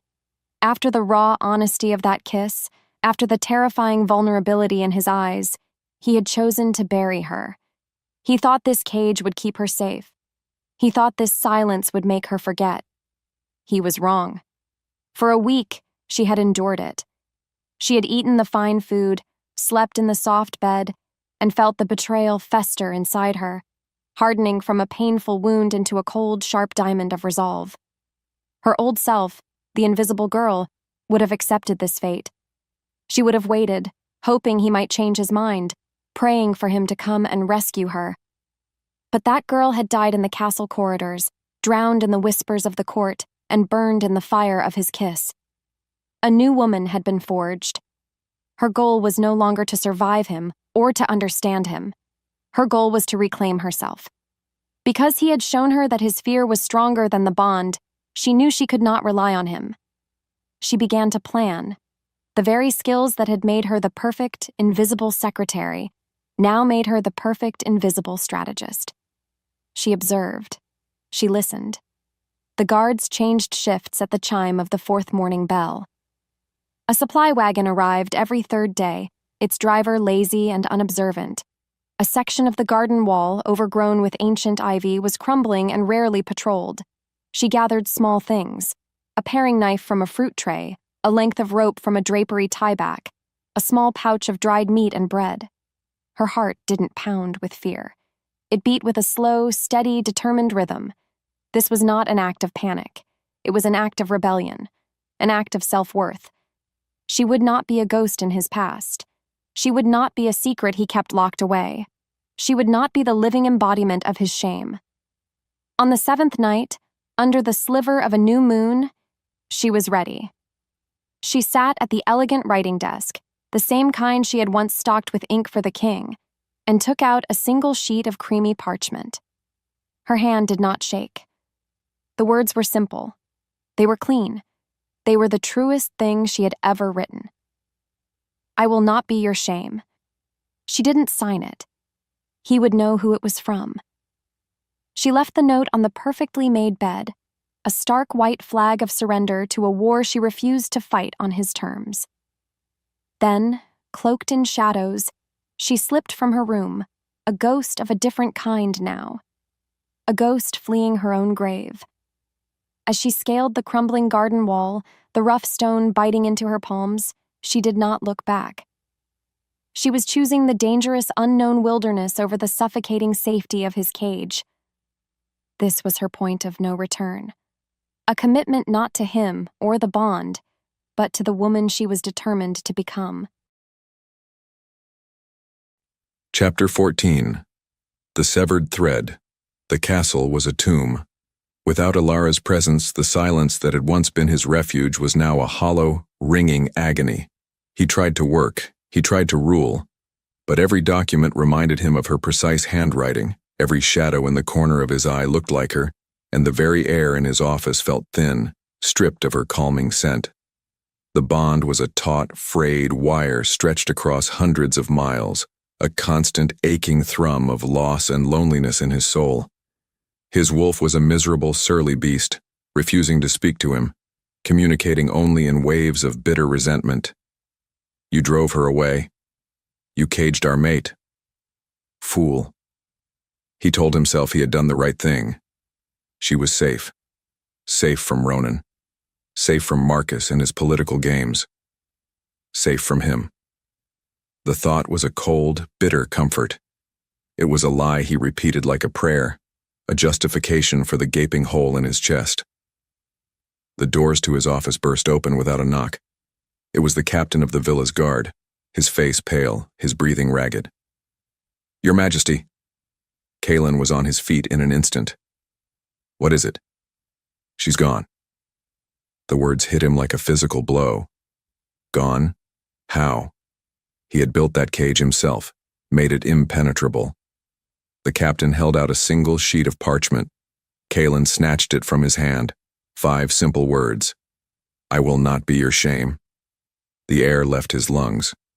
His meticulously constructed walls of logic and control shattered into dust. He had tried to protect her, but all he had done was inflict the one wound she would never tolerate: humiliation. He had treated her like a shameful secret, and she, with her quiet, unshakable dignity, had refused to accept it. His plan had not just failed, it had backfired in the most spectacular way imaginable. A roar of pure, desperate fury tore from his throat. The freedom was as sharp and cold as the mountain air. The bond pain was a real thing, a constant dull ache in the center of her chest, a phantom limb that had been amputated. But with the pain came a fierce, exhilarating sense of liberty. She was cold, she was hungry, and she was being hunted. She had no doubt about that, but she was free. For the first time in her life, her path was her own. Following her escape, she kept to the thickest parts of the forest. After a day, she stumbled upon a clearing. A scene of casual cruelty was unfolding. A hulking, brutish patrol captain, his face scarred and twisted into a sneer, had a young Omega wolf pinned to the ground. The boy couldn't be more than 16. I told you to muck out my stalls, pup! The captain, Vorlag, snarled, his boot pressing down on the boy's neck. Did you think I was asking? I had to deliver rations to the Eastern Watchtower. The boy wheezed. Excuses! Vorlag roared, raising his fist. The old Ilara would have hidden. She would have averted her eyes and scurried away, her heart pounding. But the old Ilara was gone. She stepped into the clearing. Captain Vorlag, Her voice was calm. It wasn't loud, but it cut through the captain's anger like a razor. He turned, his eyes widening in shock to see her. The other guards in his patrol shifted, uncertain. "You're the—" he started, his brain catching up. "The king's secretary." "That is correct," Alara said, taking another step. She looked not at him, but at his boot on the young wolf's neck. "And as the king's former secretary, I am intimately familiar with pack law. I seem to recall a section, Article 7, Paragraph 4, that states all Omegas are under the Alpha's direct protection. An attack on one is an attack on the king himself. You are a captain, not a king. Remove your boot. Stand down." Silence. Vorlag stared at her, his jaw working. He was bigger, stronger, an alpha used to getting his way through brute force, but she wasn't challenging his strength. She was challenging his authority with a weapon he didn't have, knowledge. He was being stared down by a half-blood nobody in front of his own men. With a final, furious snarl, he took his boot off the boy's neck. "You'll regret this," he spat, before turning and stalking away, his men following uncertainly. The young Omega looked up at Alara, his eyes filled with a stunned, unwavering devotion. The story would spread. The king's rejected mate, the quiet secretary, had faced down the brute Vorlag with nothing but the law. It was the first small stone in the foundation of her own power, a ripple of respect that would soon become a wave. He was a beast. He had let his wolf take over, its senses far superior to his own. The world was a symphony of scents and sounds. He could smell the crushed leaves where she had walked, the faint, lingering scent of her fear, and her determination. He was half mad with worry and a rage so profound it was a physical sickness. Then the report came. One of his scouts, breathless. "Your Majesty, we have news. Alpha Ronan's wolves. They were seen massing near the ravine. It seems he has made his move." Ronan. The red haze descended again. The frame-up was working perfectly. Ronan had taken her. He would start a war. He would burn Ronan's entire territory to the ground. He would salt the earth where his keep once stood. He turned to his warriors, ready to give the order, ready to unleash a bloody, brutal war. "My king!" Another scout, this one from a different patrol, galloped into the clearing. He held up a small, shimmering object. "We found this. On the trail. It was deliberately placed." Kaelin froze.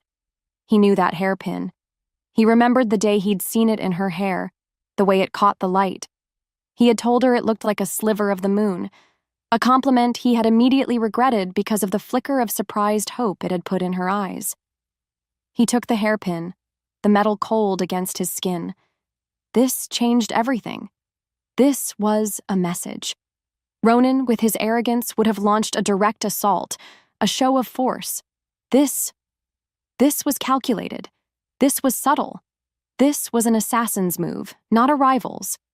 The mercenaries, the attempt to frame Ronan. It was a web of lies. The rage that had been a roaring fire transformed.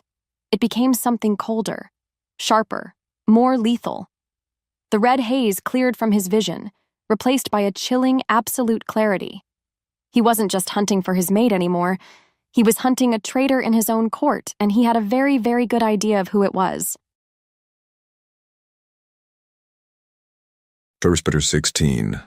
A calculated rescue. The red haze was gone. In its place was a chilling, crystalline focus. The wolf was still there, a coiled spring of feral rage in his chest.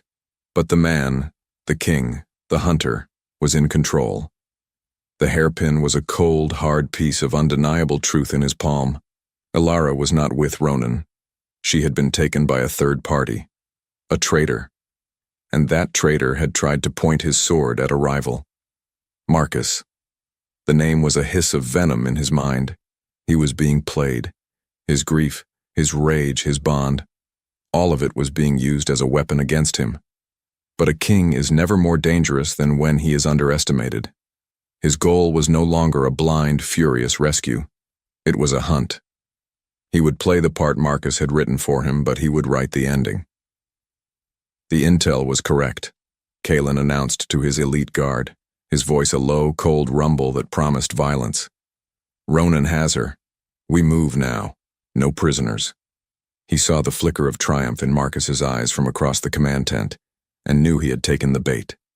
He let Marcus's scouts lead them on a wild goose chase toward Ronan's lands, while he and his 5 most trusted wolves broke away, following the true trail. The trail his wolf could scent. The trail that smelled of Alara's fear and her stubborn, unyielding spirit. The mercenary camp was a dirty makeshift thing in a damp, mossy hollow. Her captors were rough, their talk crude. They thought she was a fragile prize, a key to a king's treasury. They were wrong. She listened. She watched. She gathered information like she once gathered administrative reports. They worked for a benefactor they called the Serpent. They were to be paid handsomely once Ronan was blamed for her kidnapping, and the ensuing war destabilized the region.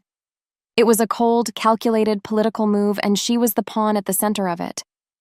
Her heart ached with a dull, constant throb, the stretched, painful bond. Did Kalen even know she was gone? Or did he think she was with Ronan? The thought that he might believe she had run to his rival was a fresh, sharp stab of pain. Because she had left him, she had given his enemies the perfect weapon to use against them both. The attack came at dusk. There was no warning, no battle cry. Just a sudden, terrifying silence as the forest itself seemed to come alive with shadows. One moment, her guards were laughing around a fire. The next, they were gone, dragged into the darkness by blurs of black fur and silent, lethal force. And then she saw him. He wasn't a king. He was a force of nature. He moved through the camp like a wraith of death, his eyes glowing gold in the twilight, his face a mask of terrible, focused rage. It was not the out-of-control fury she had seen before. This was different. This was the cold, efficient violence of an executioner. It was terrifying. And it was all for her. The big human who had first grabbed her made a last desperate move. As Kalen tore through the other mercenaries, the man lunged for Alara, a wicked-looking dagger in his hand. It was not a move to hold her hostage. It was a move to finish the job. She tried to scramble away, but her hands were still tied. The man swung the dagger. A blur of black fur intercepted him. Kalen. There was a wet, sickening crunch as Kalen's claws tore through the man's chest. But in the chaos, the dagger sliced down, its tip slick with something dark and oily, cutting a deep gash across Alara's forearm. Pain, sharp and burning, erupted through her arm. The world tilted, the edges of her vision going gray. The last thing she saw was Kalen's face, his feral fury melting away into sheer, absolute terror as he looked at her wound. He had rescued her. But the traitor's plan had not failed completely. The poison was already in her veins, a final deadly blow that threatened to succeed where the mercenaries had failed. Chapter 17. The Politics of the Heart. The bed was soft, the room was warm, but the castle was a prison once more. Since returning, Alara had been confined to a suite of rooms in the royal medical wing. The healers had cleaned the wound on her arm, their faces grim as they spoke of a rare, slow-acting toxin. The poison was a fire in her blood, leaving her weak, dizzy, and amplifying the constant, aching pull of the bond into a feverish need. Kalen was a constant, brooding shadow. He refused to leave her side, sitting in a chair in the corner of the room for hours, just watching her, his face an unreadable mask of granite. But he wouldn't speak. Not about her escape. Not about the kidnapping. Not about the traitor he was now surely hunting. The silence between them was a chasm filled with unspoken fears, unfulfilled desires, and the terrible, fragile hope that had begun to grow in her heart. Did he rescue her because she was his mate, or because she was his possession? The open loop of his true feelings was a torment. This quiet, however, was a deception. Outside her door, a political storm was gathering. Marcus and the traditionalist faction, led by the pompous Lord Valerius, were using her escape and subsequent kidnapping as a weapon. They didn't see a survivor. they saw a liability. "She is a destabilizing influence," Valerius's voice boomed through the door, easily piercing the wood. Alara strained to listen. "The king abandons his duties to hunt for her. Mercenaries are found on our lands. It is chaos, all because of his distraction." "The ancient laws are clear," another voice chimed in. "Such an influence must be contained, or removed, for the good of the kingdom." They were calling for an emergency council session. They were going to put her fate to a vote. He was trapped. A king in a gilded cage of his own making. Because he had hidden the bond, he now had no legal or traditional grounds to defend her. His enemies were using the very laws he was sworn to uphold to tear her from him. To declare her his mate now, after all this, would look like the desperate act of a weak king ruled by his passions, not his duty. It would be seen as an insult to Lyra's memory. It could ignite a civil war. He was caught between his crown and his soul. He paced the antechamber, the politicians' angry voices a dull roar. He had to outmaneuver them. He had to find a loophole, a delay tactic, anything to buy him time to expose Marcus. But the traitor had planned this perfectly, using the council's own prejudice and fear as his army. He went to her before the session. She was pale, her eyes huge in her face, but she met his gaze with a terrifyingly fragile hope. He wanted to tell her everything. He wanted to tell her that he was a fool, that the thought of losing her was an agony beyond words, that he would burn his kingdom down for her. But the words wouldn't come. The king, the strategist, took over. "I will handle this," was all he said, his voice strained. He was trying to shield her, to tell her to trust him, but he saw the way her hope flickered and died. He saw in her eyes that she heard something else entirely. She heard a king preparing to sacrifice his pawn. His words were a death knell. "I will handle this." It wasn't a promise of protection, it was a dismissal. He was going to face them alone, to make a political calculation. And she knew, with a certainty that iced her veins, which side of the equation she would fall on. But she would not hide. She would not wait in her room like a lamb for the slaughter. Because her dignity was the one thing she had left. She rose from her bed, her legs shaking, the poison a dull fire in her arm. She put on a simple gray dress, the uniform of the invisible secretary. But as she walked towards the door, she knew the woman who wore it was not invisible anymore. She was going to that council. She would face her accusers. And she would watch with her own two eyes as the king she was fated to love made his final heartbreaking choice. Chapter 18. The King's Choice. The council chamber was a pit of vipers. As she entered, a hush fell. Every lord, every alpha, every member of the court turned to stare. Their eyes were a physical weight, a barrage of contempt, pity, and cold, political calculation. She ignored them. Her gaze was fixed on the man on the obsidian throne. Calin. His face was carved from stone, his eyes a distant, unreadable gold. He saw her enter. A muscle in his jaw clenched. That was his only reaction. She took her place along the wall in the spot where the secretary was supposed to stand. A ghost returning to her haunting grounds. The irony was a bitter taste in her mouth. Lord Valerius stood, his chest puffed out, his voice ringing with self-righteous authority.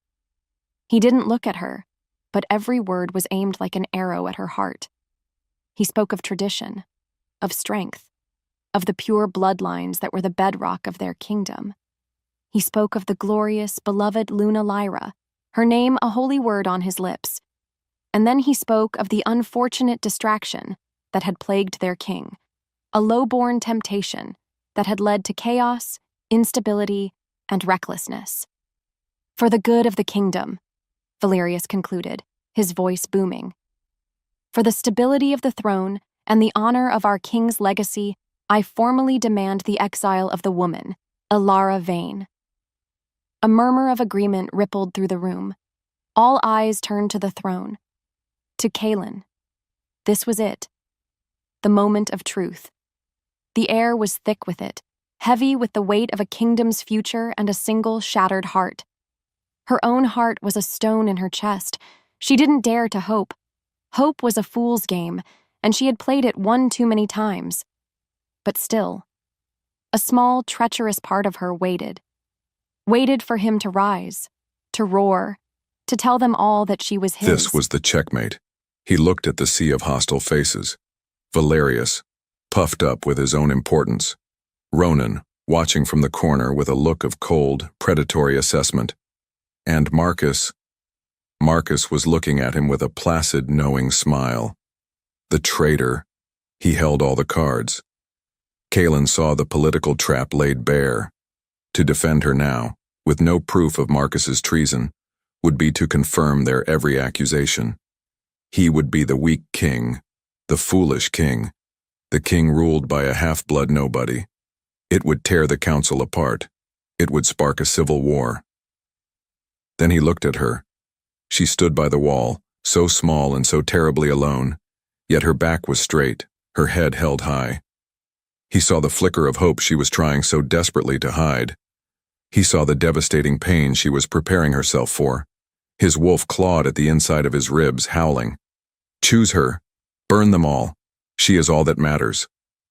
But the king who had failed once before, who had lost his first mate because of a vulnerability, he made a choice. He thought he was being clever. He thought he could outmaneuver them, placate them now with words, and then expose Marcus later.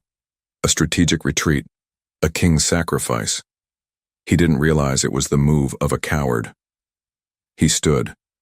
The chamber fell silent. His voice was cold, regal, dead. He looked not at Alara, but at Valerius. The stability of this kingdom is paramount. Each word was a nail in his own coffin. The ancient laws will be respected. The words were not a sentence, they were an execution. He had not just failed to choose her, he had actively chosen them. He had chosen politics. He had chosen tradition. He had chosen the ghost of Luna Lyra. In front of the entire world, he had confirmed her deepest, darkest, most soul-crushing fear. She was his shame. The silver thread of the bond inside her didn't just ache. It snapped. The sound of her own heart breaking was a deafening roar in the sudden silence. She didn't gasp. She didn't cry out.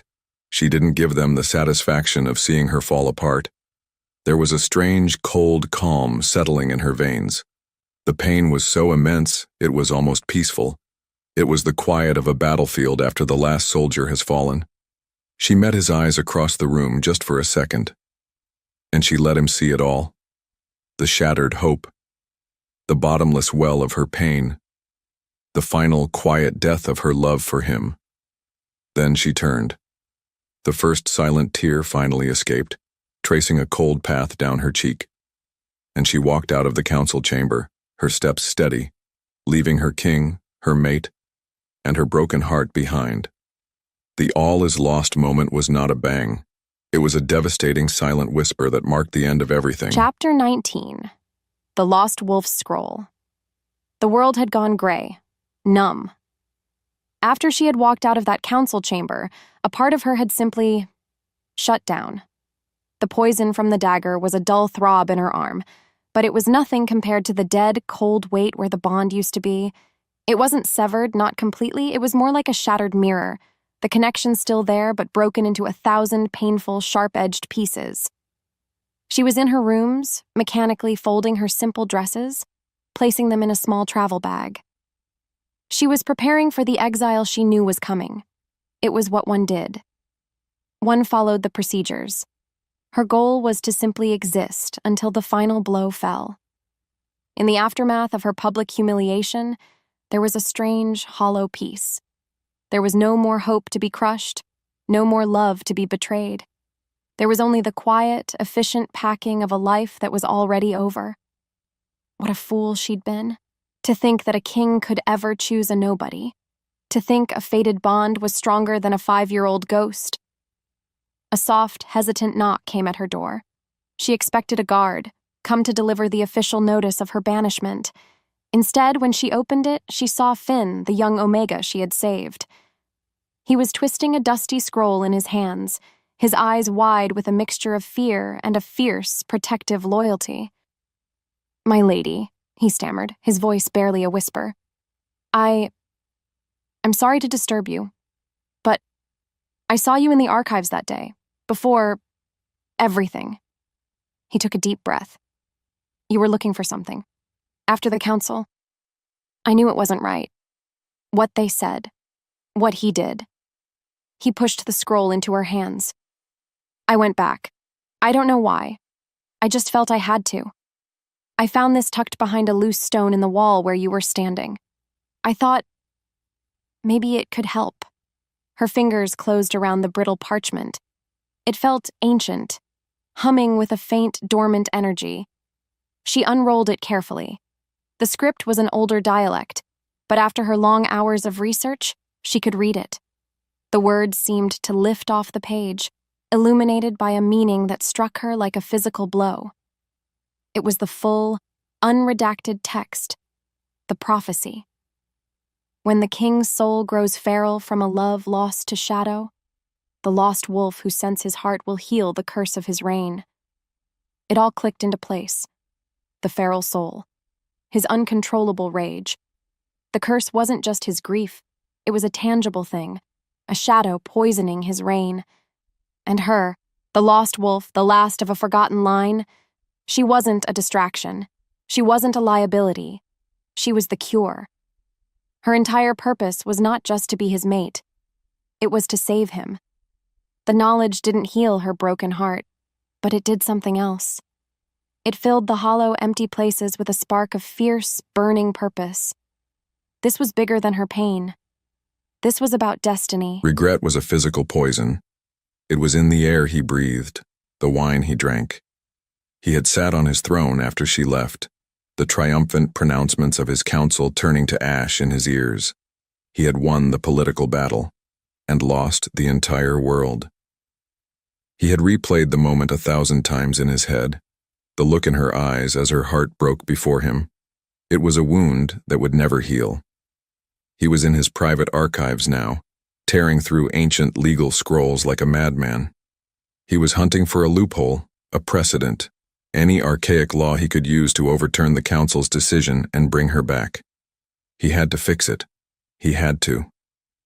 Because living in a world where he was the cause of that look in her eyes was not living at all. His fingers brushed against a false bottom in an old chest. Curious, he pried it open. It wasn't scrolls. It was a hidden ledger. His grandfather's royal accounts, and tucked within it a newer, more modern ledger. It detailed large, untraceable payments from the royal treasury. Secret payments. He scanned the dates. One payment, for an astronomical sum to an untraceable foreign account, was dated 2 days before Luna Lyra's assassination. The authorization signature at the bottom of the page was clean, precise, and chillingly familiar. Beta Marcus. The 2 open loops, her mysterious past and his, had just provided the weapons they both needed for the war to come. Chapter 20. An alliance of the broken. The ledger felt like a block of ice in his hands. Treason, betrayal, murder. Marcus hadn't just been a political rival. He was the serpent who had been coiled at the heart of his kingdom all along, slowly poisoning everything. He had killed Lyra. He had orchestrated Kaelin's 5 years of grief-stricken paralysis, and he had tried to eliminate Alara. Because Alara, he now understood, was not a weakness. She was the one thing that could heal him, and Marcus couldn't allow that. He went to her. Armed with this damning proof, he stormed through the castle to the rooms where she was being held pending her exile. He expected to find her broken, weeping. He expected to have to fall to his knees and beg for a forgiveness he did not deserve. That was his goal. He found her standing by the window, bathed in moonlight. She was not crying. She was staring at an ancient scroll in her hands, and the look on her face was not one of despair. It was a look of cold, clear, terrifying purpose. The power dynamic between them had irrevocably shifted. "Ilara." His voice was a ragged, broken thing. "I was a fool. She turned to look at him, and her eyes were not filled with tears. They were filled with a fire he had never seen before. "Yes," she said, her voice devoid of its usual warmth. "You were." "I made a political choice," he pressed on, taking a step toward her. "A coward's choice. I thought I was protecting you." "You were protecting yourself," she countered, her voice cutting through his excuses. "From your own fear. From this." She held up the scroll. "This isn't just about us, Kaelin. It's about a curse. A curse of the feral soul that has been poisoning your reign since the day Lyra died, and you have been drowning in it." He stared at her, then at the scroll. "The lost wolf will heal the curse." It was her. It had always been her. The puzzle pieces of his own personal hell were finally slamming into place. "And you have been manipulated," he said, his voice low. He stepped forward and placed the ledger on the table between them. "This is about treason." He explained what he had found. The payments, the timing, Marcus's signature. "He didn't just turn the council against you. I think he's the one who killed Lyra." The words hung in the air, heavy and monstrous.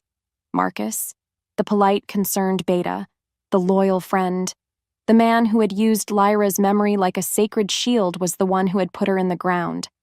It was a twist so vile, so diabolical, it made her stomach churn. The open loops of their separate mysteries, her heritage and his wife's murder, had just converged into a single, horrifying tapestry of lies. They were no longer just fighting for their bond. They were fighting to unmask a killer and save the kingdom from the man who had been secretly pulling its strings for years. "What do you want from me?" she asked, her voice steady despite the chaos raging inside her. "I want an alliance," Kaelin said, his golden eyes pleading with her. "Help me. Help me expose him at the final council session, the one meant to finalize your exile. We can use their own stage to set our trap." She looked at him. The broken king, the foolish mate, the man who had publicly shattered her heart. She saw the desperation in his eyes, the raw, aching regret. He was offering her a chance at justice, a chance to fulfill the destiny written on this ancient scroll. But forgiveness? That was a country she wasn't sure she could ever visit again. "I will help you," she said, her voice clear and cold. "We will do this for the kingdom. We will do this for Lyra's memory." She took a step back as he reached for her hand. "But do not mistake this for forgiveness." The hook was the unresolved chasm between them. They were allies in a war for the kingdom, but the war for her heart was a battle he had already, devastatingly, lost. Chapter 21. The eve of the reckoning. The castle was a coiled snake, waiting to strike. The day of the final council session arrived, and the air was thick with a tense, expectant silence. The court buzzed with anticipation for the final act of their little drama, the formal decree of Alara's exile. They expected a quiet, pathetic ending. They were about to get a reckoning. In accordance with their fragile alliance, they had spent the night planning, moving their pieces into place on the treacherous political chessboard. Alara was no longer a ghost. She was a spy master. She summoned Finn, the young Omega, whose loyalty to her was now absolute. She gave him quiet, precise instructions. "Go to Lord Tyrell," she whispered, handing him a sealed note.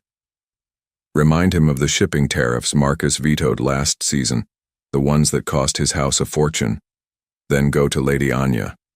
Ask her why the king's own beta would station his personal guard on the southern border, so far from the Bloodfang threat in the north." She was not spreading rumors. She was planting seeds of truth, using the intricate knowledge of the court she had gathered during her years of invisibility. She was turning her greatest weakness into her greatest weapon. Simultaneously, Kaelin was doing the unthinkable. He was meeting with his greatest rival. He found Ronan in the armory, sharpening a wicked-looking blade. The air between the two alphas was a physical force, a clash of dominance and bitter history. "I'm not here to fight you, Ronan," Kaelin said, his voice a low growl. A pity, Ronan replied without looking up. I hear you'll soon be in need of a new distraction. Kalen ignored the jibe. He tossed a small, heavy purse onto a nearby table. It clinked with the distinct sound of mercenary coin. This was the advance payment given to the men who took Alara. Their commander was talkative before he died. He let that sink in. They were told their final payment would come from your coffers, after I had declared war on you for the insult. Ronan finally stopped sharpening his blade. He looked up, his green eyes narrowed, the easy charm gone, replaced by a cold, calculating intelligence. He saw the trap. Marcus, Ronan said. It wasn't a question. He played you just as he played me. Kalen confirmed. He wants chaos. He wants a broken kingdom. He plans to make his final move at the council today. Stand with me and see justice done for a man who tried to make us kill each other. Or stand aside and let a traitor burn our world to the ground. He didn't wait for an answer. He turned and left the choice hanging in the air. He had to trust that Ronan's ambition was second to his hatred of being played for a fool. She was a player now, not a pawn. Every whispered message Finn delivered, every seed of doubt she planted, was a move in a deadly game. But the fear was a cold knot in her stomach. If Marcus caught wind of their plan, if he suspected for a second that they knew, he would strike first. And he would not miss. She was walking toward the great hall, her steps steady, her heart a frantic drum against her ribs.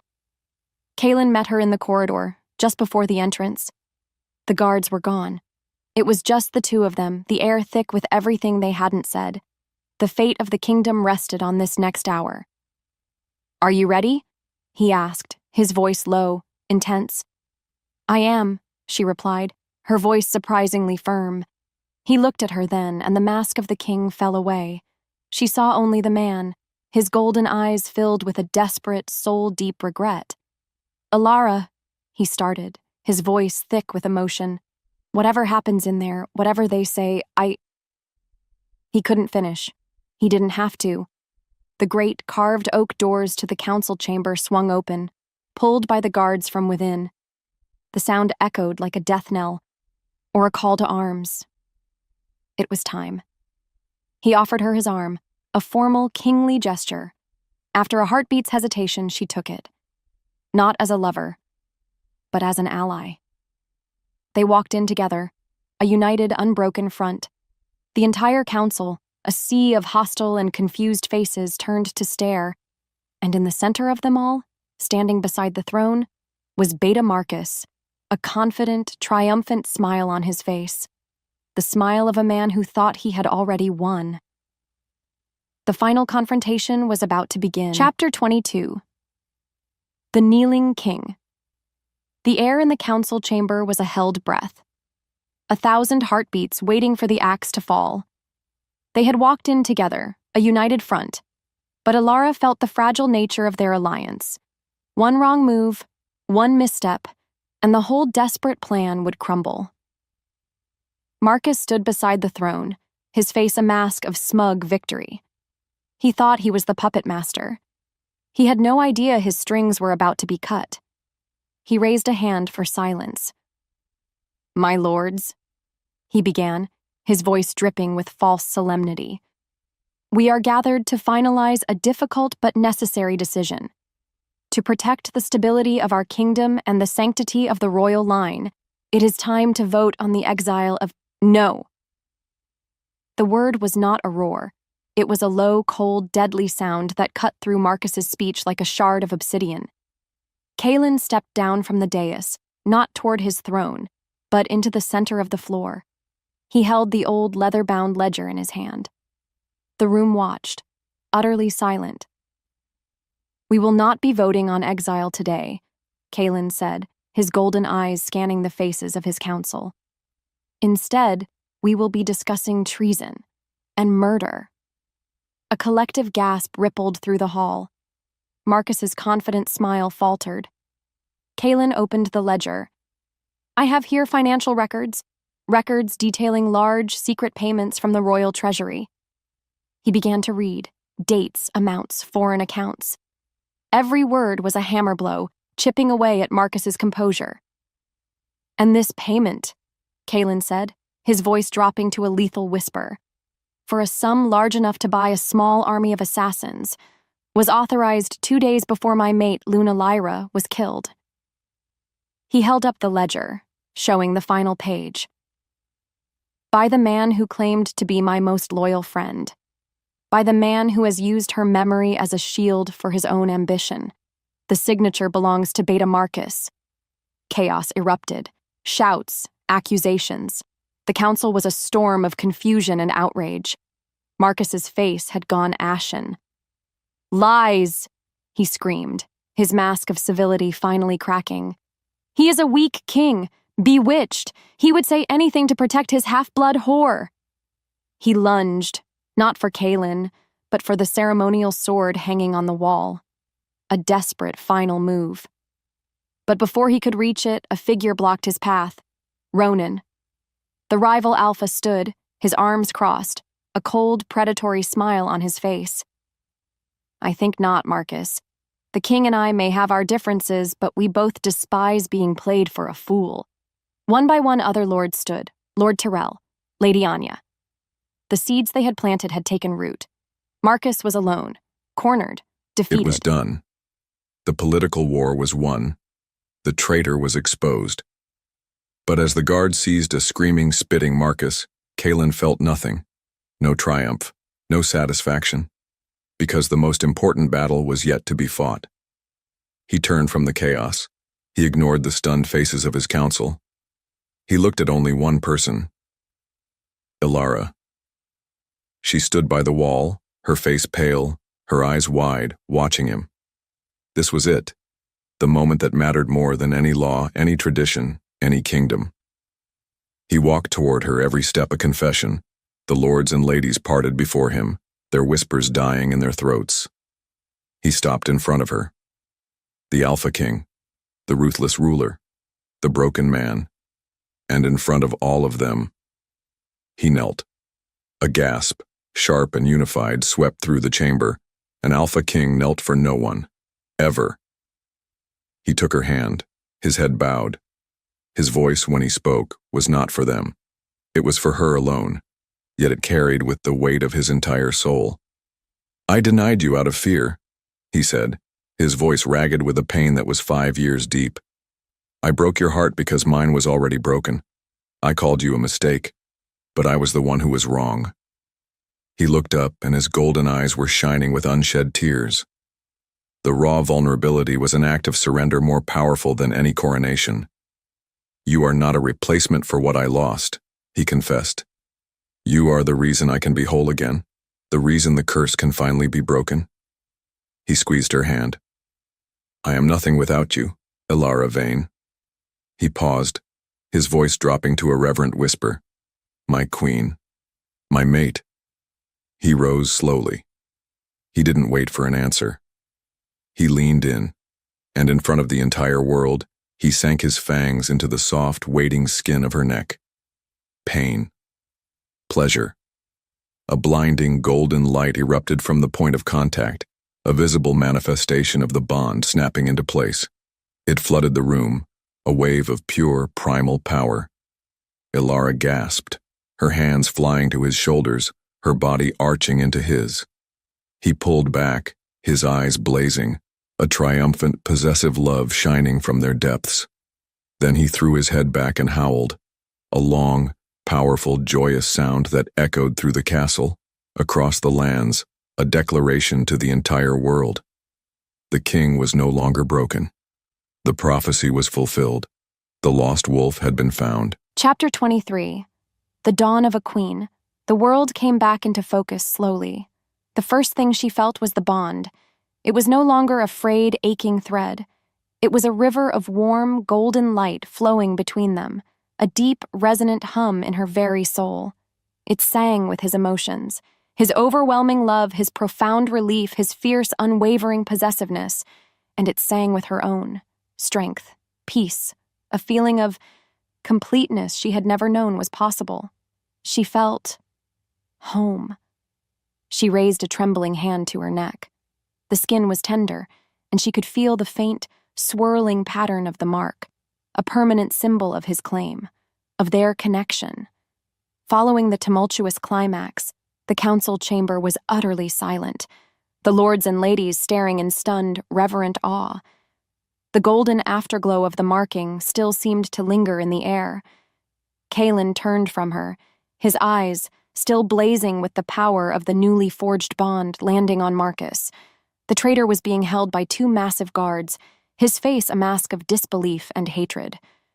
"You will not be executed, Marcus," Kaelin said, his voice a low, terrifying calm. "Death is too merciful a fate for you." He raised his voice for the entire council to hear. "You are stripped of your name, your rank, and your titles. You are hereby banished to the cursed lands of the north. You will live out your days as a rogue, without the comfort of a pack, without the warmth of a wolf." He made a sharp gesture. "Take him away." A fate worse than death. A collective shiver went through the room. As Marcus was dragged away, still screaming threats and curses, Lord Valerius and the other traditionalists who had supported him sank to one knee, their heads bowed in submission. The rebellion was over. Ronan was the last to approach.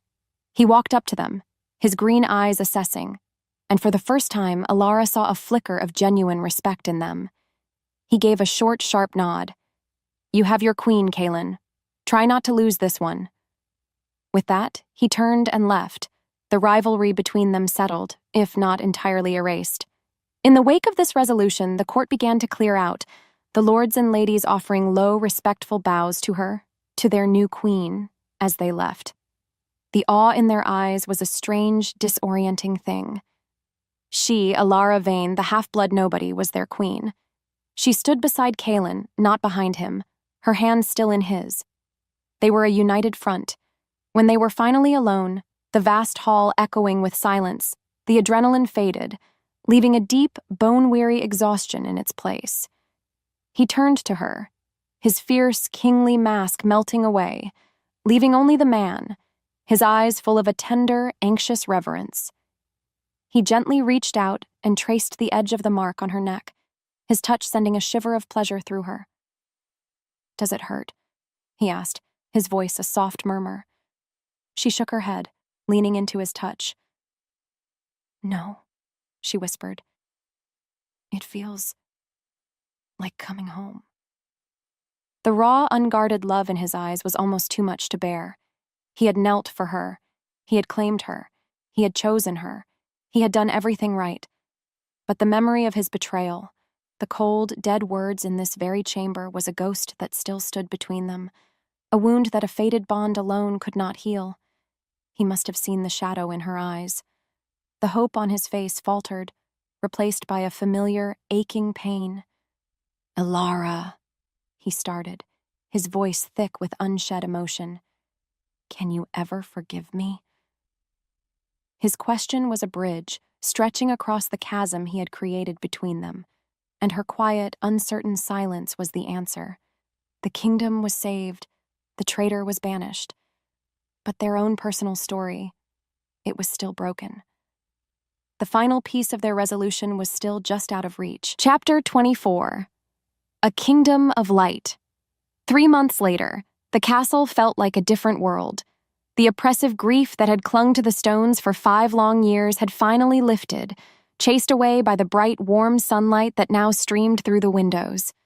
The ghost was gone. In its place was a quiet, bustling energy of a kingdom healing, of a pack finding its strength again. Because the curse had been broken, the entire realm felt lighter. She stood before the council, not as a defendant, but as their queen. Kaelin stood beside her, not on a throne above her, his presence a warm, steady source of strength at her back. She looked at the faces of the lords, Valerius, humbled, Tyrell and Anya, steadfast allies. Even Ronan, attending as a foreign delegate, watched with a grudging respect. "My lords, my ladies," she began, her voice clear and strong, resonating with a quiet authority she had never known she possessed. "For too long, the strength of our packs has been defined only by our alphas. We have ignored the contributions of our betas, and we have neglected the welfare of our Omegas. She told them the story of Finn, of the casual cruelty of Captain Vorlag. A simple story, but one that resonated with the truth of their world. Today, I propose a new law, the Omega's Charter, a Bill of Rights guaranteeing their protection, their education, and their place of honor within our society.